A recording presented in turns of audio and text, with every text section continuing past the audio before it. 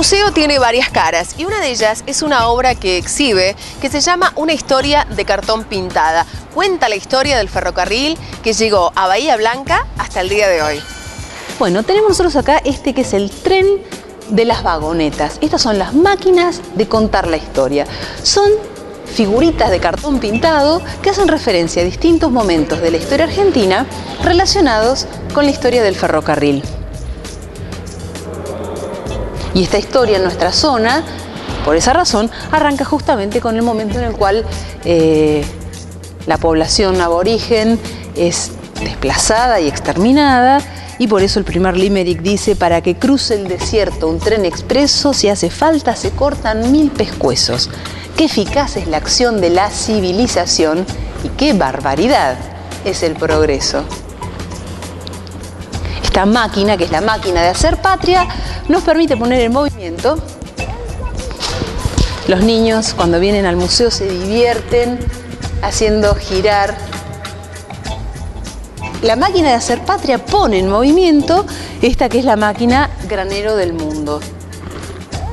La idea sería, así como yo les leí recién en voz alta el primer texto, la idea sería que a través de un uso irónico de esas palabras que siempre se repiten: progreso, civilización, barbarie, el granero del mundo.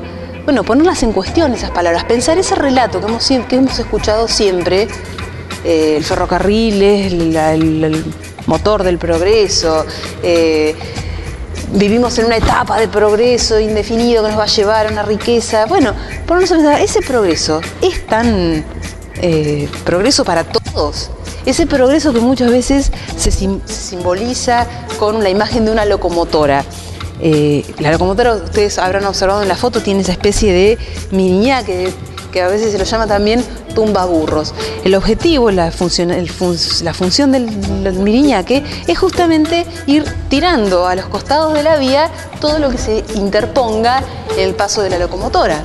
Entonces uno puede decir, bueno, análogamente, ese progreso tan irrefrenable que nos va a traer tantos beneficios para todos, ¿cuántas cosas fue dejando por el camino? ¿Cuántos son? ¿Cuál fue el precio? ¿Cuál fue el costo de ese progreso? ¿Fue tan progreso? Entonces un poco la idea es poner en cuestión esas palabras y ese relato de un modo, bueno, entretenido, para decirlo de algún modo. Por eso entonces tenemos la máquina de hacer patria, la máquina granero del mundo. Esta máquina, que es la máquina carnero, que a nosotros nos sirve para tematizar el momento en el cual surgen las organizaciones obreras, tanto en el ferrocarril como en el puerto, y los métodos con los cuales la empresa ferroviaria fundamentalmente trataba de limar, trataba de socavar la unión de estas organizaciones obreras, ¿no? El aparato nacionalizador, para hacer referencia al momento en el cual los ferrocarriles que pertenecían a empresas británicas pasan a formar parte del patrimonio nacional, con el eslogan "ahora son nuestros". La máquina obrera, que nos sirve para hacer referencia al momento en el cual, a fines de la década del 50, se produce el embate de las empresas norteamericanas interesadas en el desarrollo de la industria automotriz. Es el momento en el cual los ferrocarriles sufren, por un lado, la presión de un plan urdido por un señor que era el general Larkin, convocado por el gobierno argentino para ver de qué manera reducir el déficit que el ferrocarril producía. Este señor propone el levantamiento de una tercera parte de la red ferroviaria argentina, lo cual provoca una de la huelga más larga de la historia argentina, que duró 42 días en el año 1961.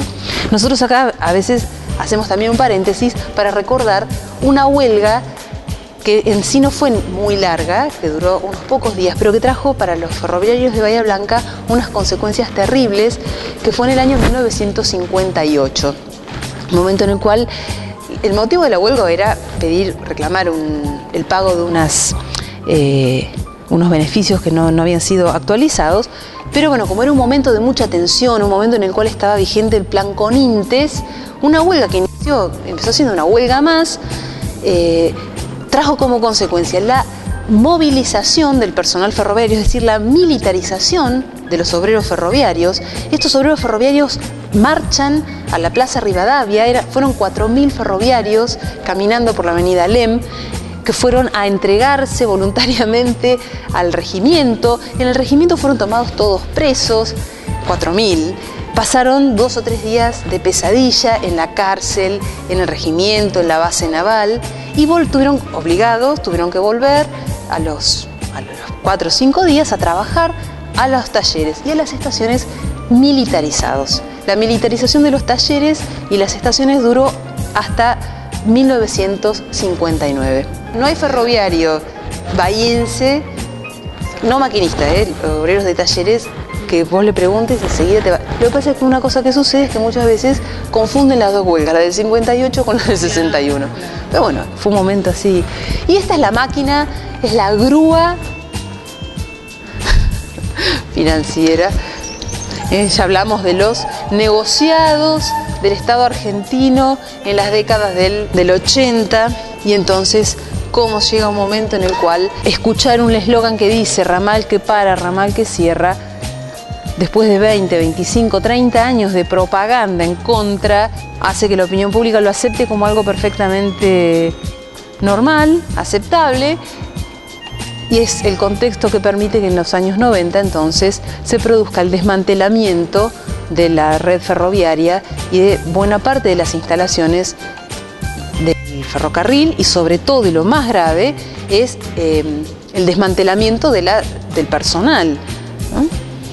Gente que ha sido despedida, que recibe indemnizaciones o retiros voluntarios, gente que tal vez no tenía los años suficientes, queda sin trabajo, tiene que empezar a hacer changas.